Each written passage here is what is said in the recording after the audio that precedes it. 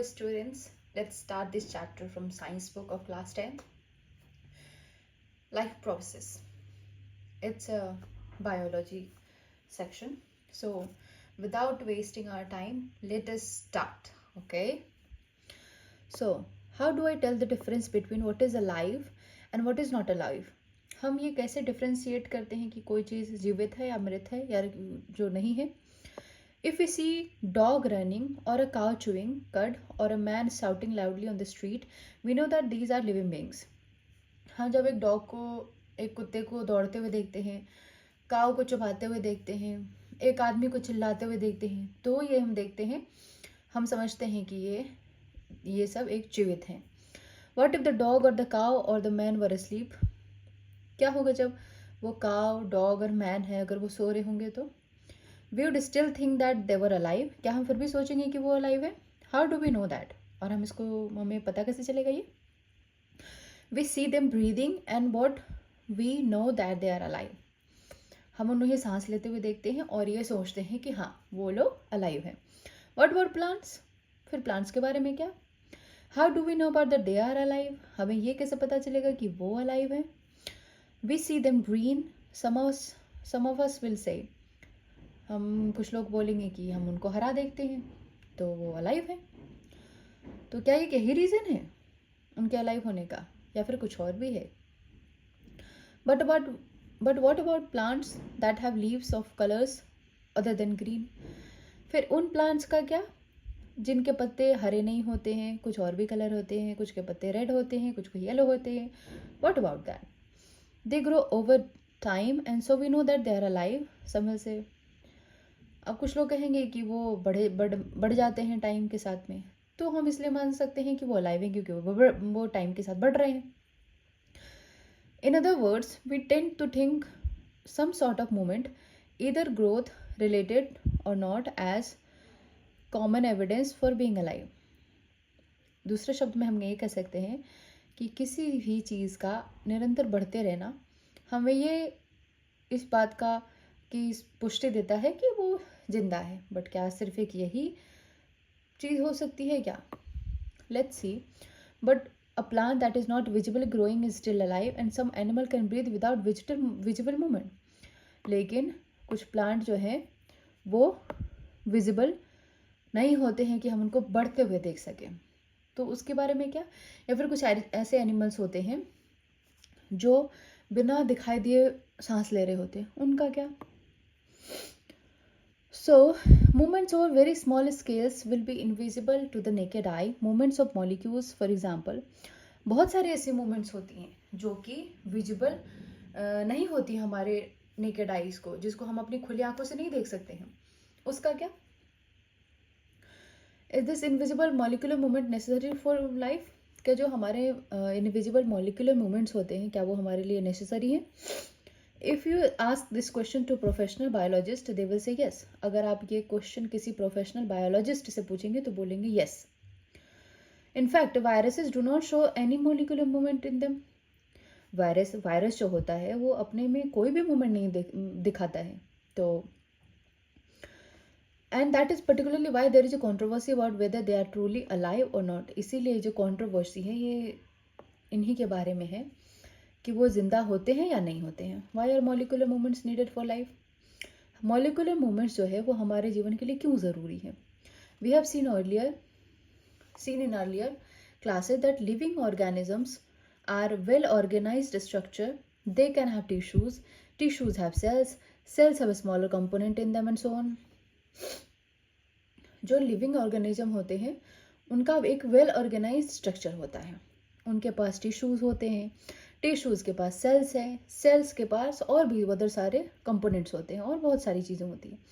Because of that effect of environment this organised nature of living structure is very likely to keep breaking down over time. और ये जो organised structure होता है ये टूटता और बनता रहता है एक टाइम जैसे जैसे टाइम बीतती है. If order breaks down the organism will no longer be alive. और इनका जब ये ऑर्डर अगर टूट जाता है या ब्रेक हो जाता है तो वो अलाइव नहीं रहेंगे. ठीक है, तो हम आगे बढ़ते हैं.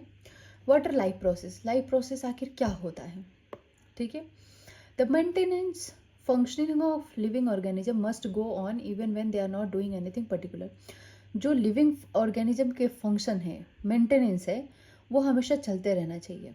अगर इवन वो कुछ अलग सा नहीं कर रहे होते या फिर कुछ और नहीं कर रहे होते, फिर भी even if you are just asleep, the maintenance job has to go on.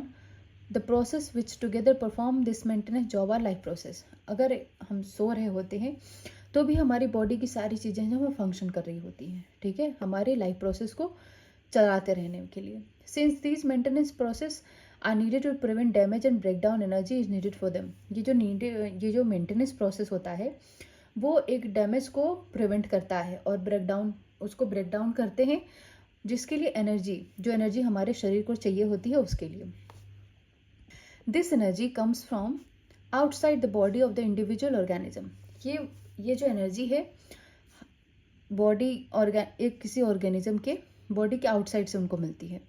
So there must be process to transfer a source of energy from outside of the body of the organism. तो एक जरूर process होगा फिर तो, जो हमारे body के energy को बाहर से लेकर के आते हैं, obviously. So which we call food, जिसको हम कहते हैं food. To the inside process we commonly call nutrition.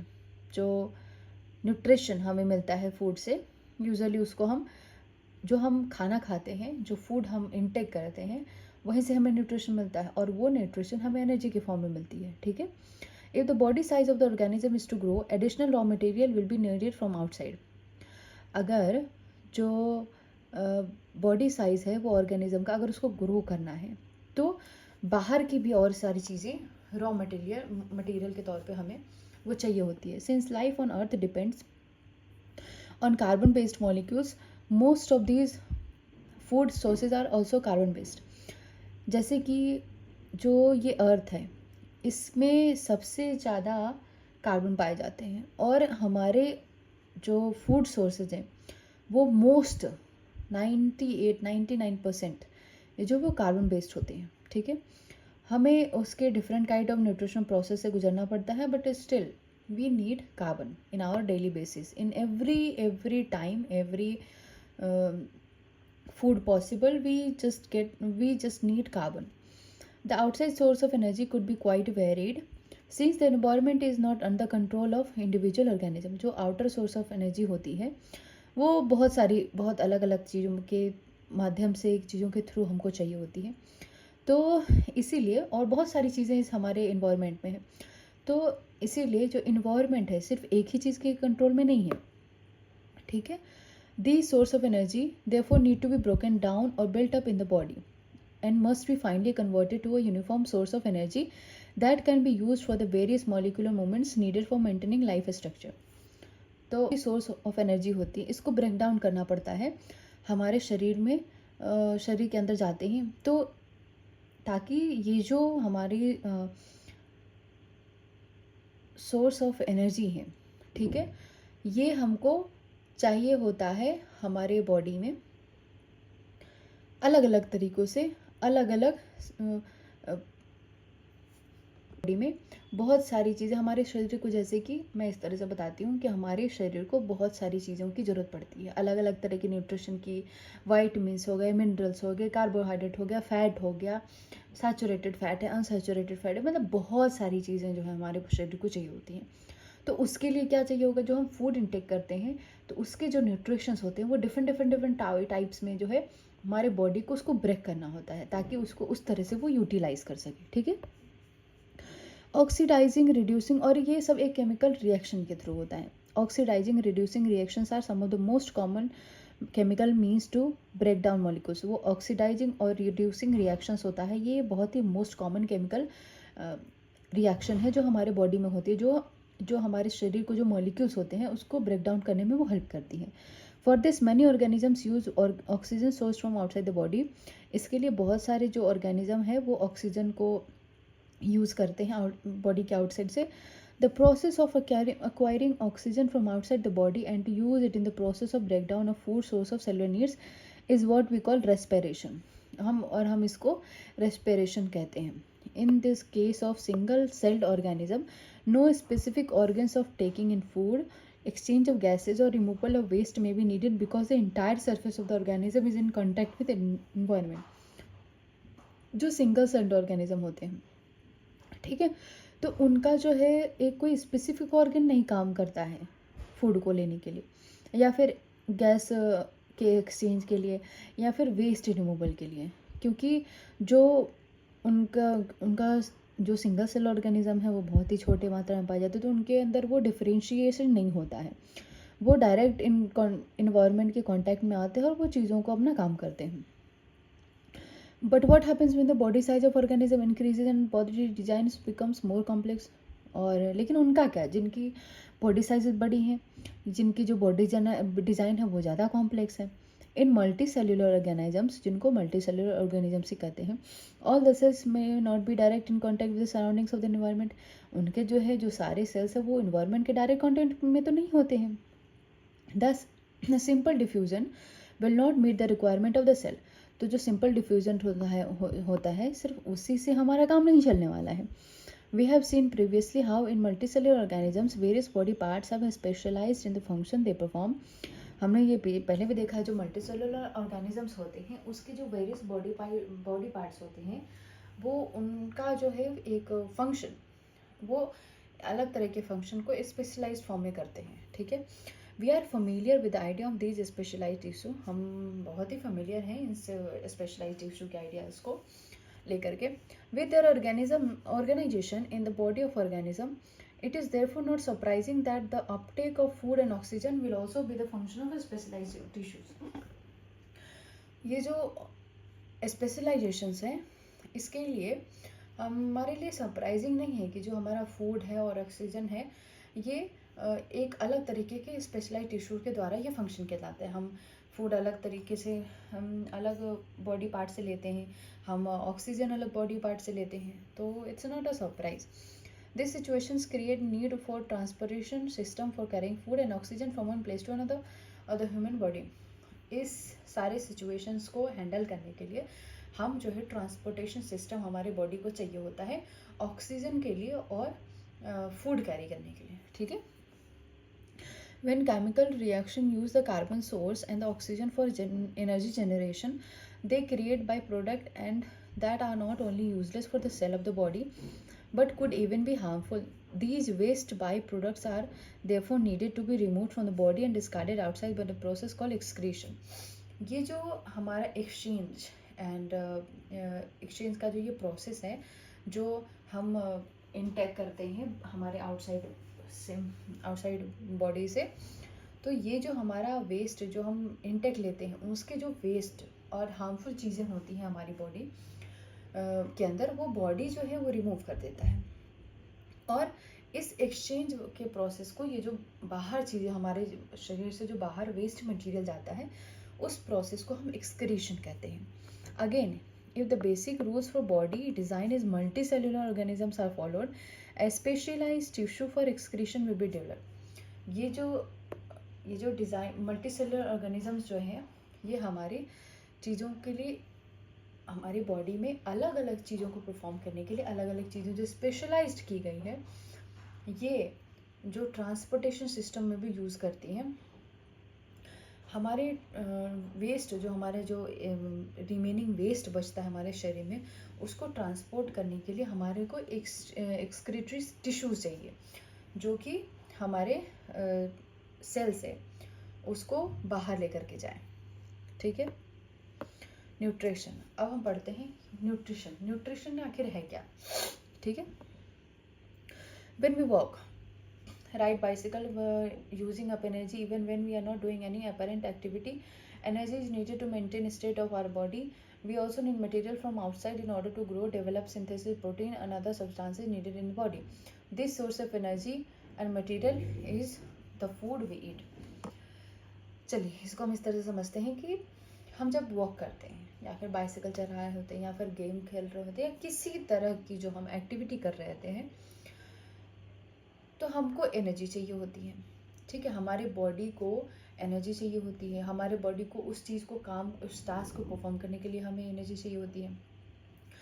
तो हमें उस मटेरियल को बाहर से लेना होता है एक न्यूट्रिशन के फॉर्म में, ठीक है, जो वो न्यूट्रिशन जो हमारे शरीर को हेल्प करती है ग्रोथ में, डेवलपमेंट में, प्रोटीन सिंथेसिस में। तो हमारे शरीर को जो वो जो न्यूट्रिशन चाहिए होती है वो हमें बाहर से प्रोवाइड की होती है। जैसे कि हम जो खाना हम खाते हैं उनमें जो मटेरियल्स होते हैं, उनमें जो न्यूट्रिशंस होते हैं, उनमें जो फैट है, कार्बोहाइड्रेट हो गया, प्रोटीन हो गया, विटामिन, ये सब तो आपने सुना ही होगा।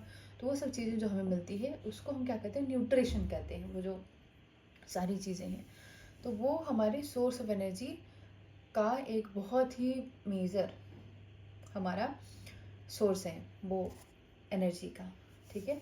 How do living things get their food? जो लिविंग थिंग्स होते हैं वो अपने फूड को कैसे लेते हैं? The general requirement for energy material is common in all organisms, but it is fulfilled in different ways. Some organisms are use simple food material obtained from inorganic source in the form of carbon dioxide and water. These organisms चलिए यहीं तक पढ़ते हैं। The general requirement for energy material is common in all, जो फिर से मैंने बोला कि जो रिक्वायरमेंट ऑफ एनर्जी है ये सारे ऑर्गेनिज्म में सेम है। उन सबको एनर्जी चाहिए, सबको मटेरियल चाहिए, है ना। तो ये एक बेसिक नीड है जो लिविंग ऑर्गेनिज्म है उनकी, क्योंकि उसके बिना तो फिर एनर्जी नहीं मिलेगी। एनर्जी नहीं मिलेगी तो कोई भी चीज़, कोई भी टास्क, कोई भी चीज़ वो कैसे परफॉर्म करेंगे। सो बेसिक हमको एनर्जी तो चाहिए। These organisms, the autotrophs, include green plant and some bacteria. ये जो ऑर्गेनिज्म है, तो ऑटोट्रॉफ है, वो उसमें आता है ग्रीन प्लांट हो गया और कुछ बैक्टीरिया जाते हैं। Some organisms utilize complex substances. These complex substances have to be broken down into simpler ones before they can be used for the upkeep and growth of the body. कुछ other organism जो है उनके पास जो है वो complex substances हैं। अब ये कॉम्प्लेक्स सब्सटेंस को सिंपल वे में हमारे बॉडी में भेजने के लिए क्या चाहिए होता है, पहले उसको ब्रेक डाउन करना पड़ता है, क्योंकि जो डाइजेशन है वो कॉम्प्लेक्स सब्सटेंस को नहीं ले सकता, फिर वो प्रॉब्लम हो जाएगी। तो हम अगर कोई कॉम्प्लेक्स सब्सटेंस लेते हैं तो उसको हमारी बॉडी जो है छोटे छोटे हिस्सों में उसको तोड़ती है, उसको बहुत ही सिंपल सब्सटेंस में बनाती है, फिर जाके हमारी बॉडी उसको यूज़ करती है, ठीक है। To achieve this organism use bio catalyst called enzyme. और इन सब चीज़ों को, टास्क को परफॉर्म करने के लिए हमारी जो बॉडी है एक चीज़ यूज़ करती है, बायो कैटलिस्ट, उसका नाम है एंजाइम, ठीक है। Thus the heterotroph survival depends directly indirectly on autotrophs. Heterotrophic organism includes animal and fungi. जैसे हेट्रोट्रोप्स जो होते हैं उनका सर्वाइवल डायरेक्टली और इनडायरेक्टली वो ऑटोट्रोप पे होता है, और हेट्रोट्रोपिक ऑर्गेनिजम्स में है एनिमल हो गए, फंजाई हो गया, ठीक है। ऑटोट्रोपिक न्यूट्रिशन को समझते हैं, वो है क्या, आखिर उसके बारे में जानते हैं। Carbon and energy requirement of the autotrophic organisms are fulfilled by photosynthesis. Carbon और एनर्जी रिक्वायरमेंट होती जो ऑटोट्रोप्स की होती है उसको फुलफिल किया जाता है फोटोसिंथेसिस के द्वारा। It is the process by which autotrophs take in substance from outside body and convert them into stored forms of energy. इस प्रोसेस में जो है वो ऑटोट्रॉप जो है वो सब्सटेंस लेते हैं अपने बॉडी के आउटसाइड से और उसको कन्वर्ट करते हैं स्टोर फ्रॉम एनर्जी के स्टोर फॉर्म में, ठीक है। This material is taken in the form of carbon dioxide and water which is converted into carbohydrates and are utilised for providing energy to the plant. और ये जो है carbohydrate utilise किया जाता है एनर्जी को, प्लांट को एनर्जी देने के लिए। We will study how this takes place in the next section. The carbohydrate which are not use immediately are store in the form of starch. जो कार्बोहाइड्रेट जो है वो कार्बोहाइड्रेट जो जिसको इमीडिएटली यूज नहीं किया जाता है उसको क्या करती है, उसको स्टार्च के फॉर्म में स्टोर कर दिया जाता है, ठीक है।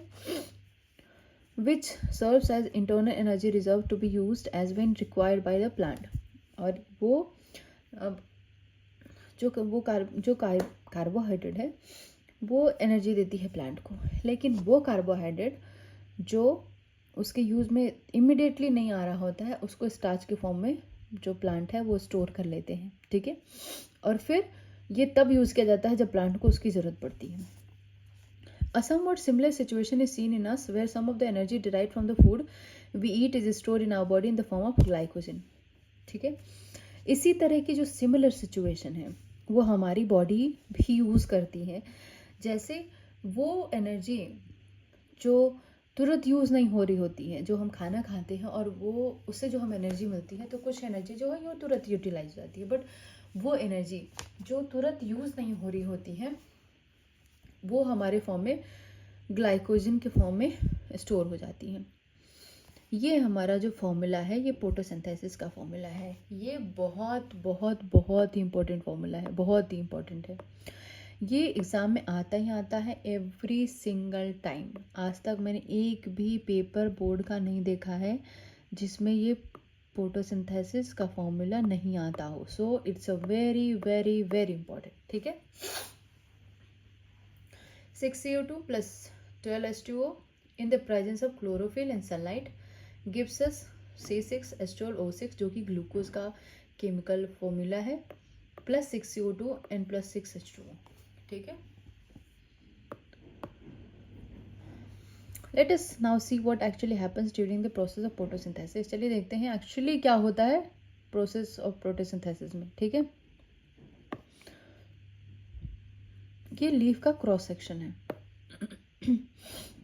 Absorption of sunlight energy by chlorophyll. ये जो एब्जॉर्प्शन होता है सनलाइट का एब्जॉर्प्शन है वो क्लोरोफिल के द्वारा किया जाता है. मतलब पत्ते से जो है वो प्लांट है जो वो सनलाइट को एब्जॉर्ब करते हैं. ठीक है, conversion of light energy to chemical energy and splitting of water molecules into hydrogen and oxygen. Light energy को केमिकल एनर्जी में कन्वर्ट किया जाता है और जो वाटर मॉलिक्यूल्स हैं उसको ब्रेक करके हाइड्रोजन और ऑक्सीजन के फॉर्म में लाया जाता है. Reduction of carbon dioxide to carbohydrate, और कार्बन डाइऑक्साइड को कार्बोहाइड्रेट में रिड्यूस किया जाता है. These steps need not take place one after the other immediately. ये सब स्टेप जो है तुरंत नहीं होते हैं. ठीक है, for example desert plant take up carbon dioxide at night and prepare intermediate which is acted upon the energy observe by the chlorophyll during the day. जैसे कि जो डिजर्ट में जो प्लांट पाए जाते हैं वो क्या करते हैं, कार्बन डाइऑक्साइड को नाइट में लेते हैं और अपना इंटरमीडिएट प्रिपेयर करते हैं जो कि दिन में जो क्लोरोफिल ली जाती है उसके साथ में मिला के. तो ये एक कंप्लीट 24 आवर्स का प्रोसेस होता है.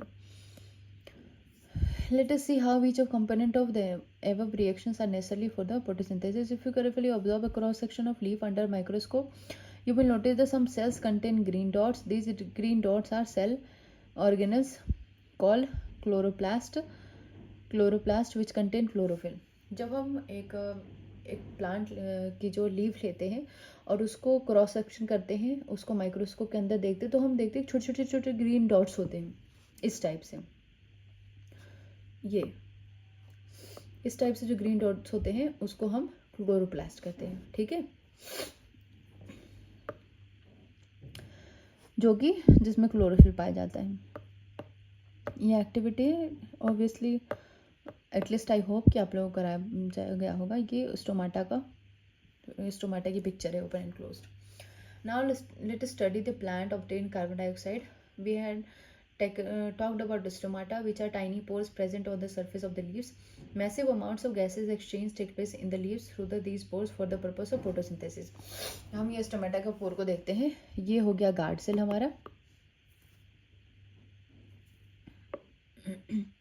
ये गार्ड सेल है, ये स्टोमेटल पोर है एंड ये जो ग्रीन डॉट्स दिखाई दे रहे हैं ये हमारे क्लोरोप्लास्ट हैं. ठीक है, ओके. So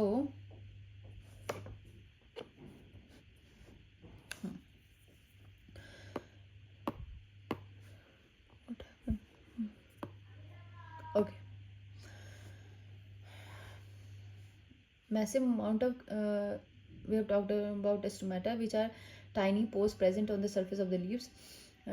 लीव्स के सरफेस पे एक छोटी छोटी टाइनी पोर्स होते हैं जो स्टोमाटा के फॉर्म में होते हैं. Massive amount of gases exchange take place in the leaves through this pores. जो मैसिव अमाउंट का जो गैसेस एक्सचेंज है वो लीव्स में इन्हीं के थ्रू की जाती है. इन्हीं पोर्स के थ्रू की जाती है, जिसका पर्पस होता है फोटोसिंथेसिस करना.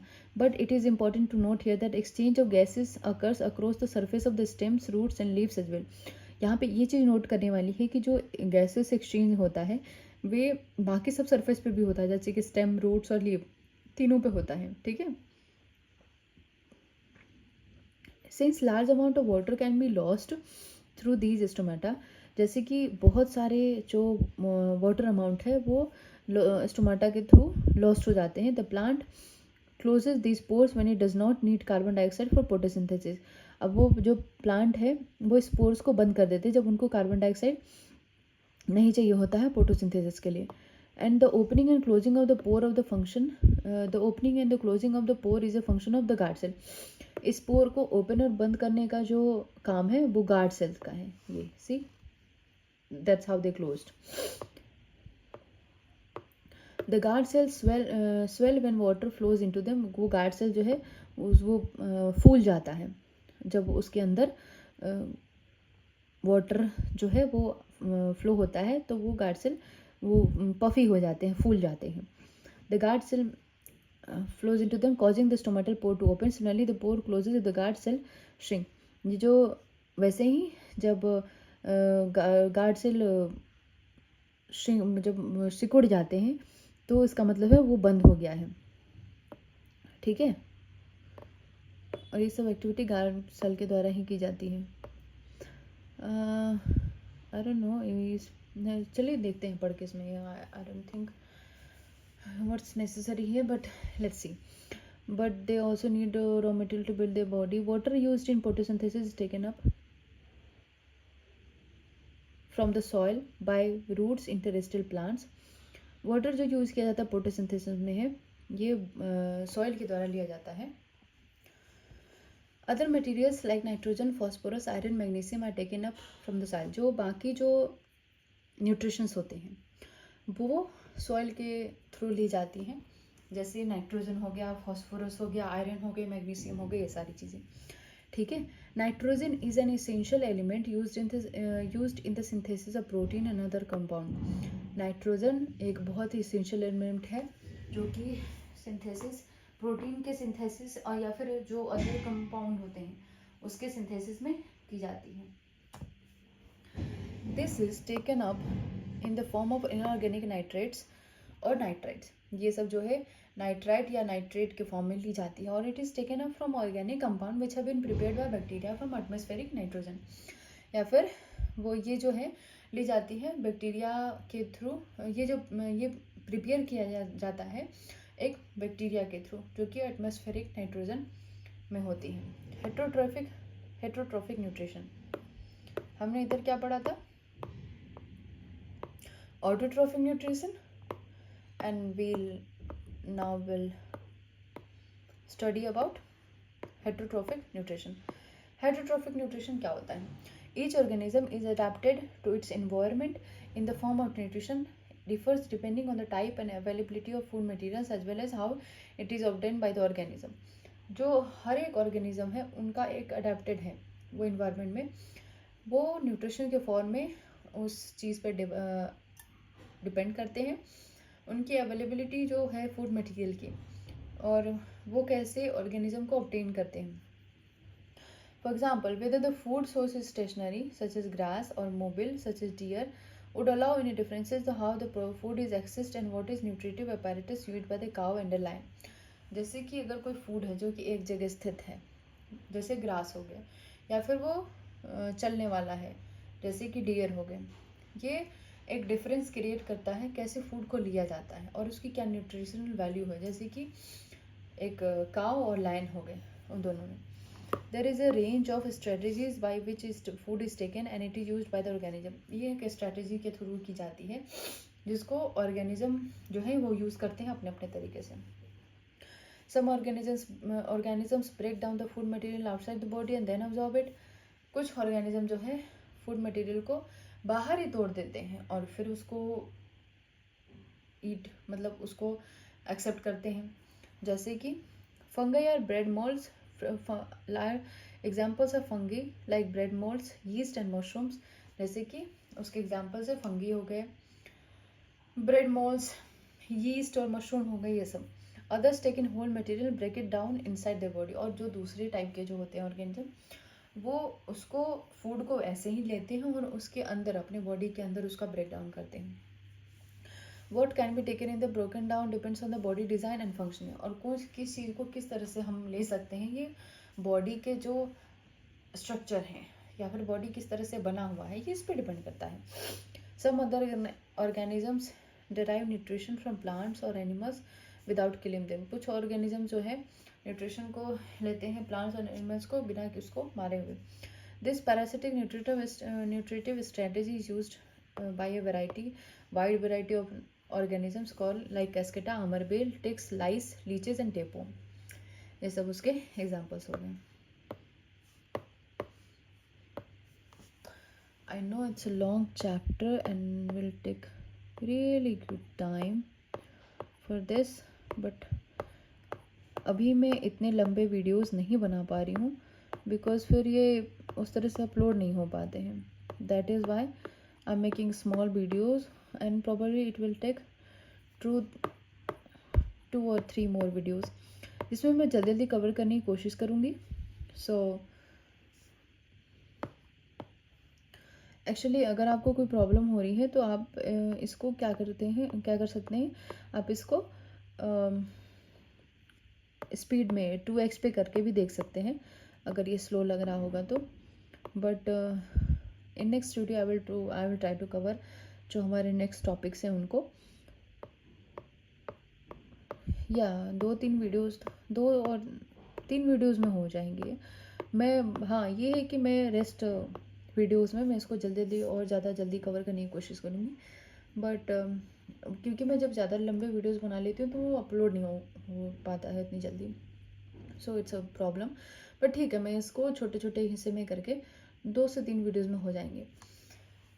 मैंने इसको इसलिए इस तरह से बनाने की कोशिश की है क्योंकि मैं चाहती हूँ, क्योंकि NCERT is a very important book, ठीक है। हमारे सिर्फ 10th के एग्ज़ाम में नहीं, आगे के एग्ज़ाम्स में भी ये लाइन बाय लाइन आती है, इसलिए हमें NCERT को बहुत ही थॉरली पढ़ना होता है, लाइक लाइन बाय लाइन हमको उसको कवर करना होता है।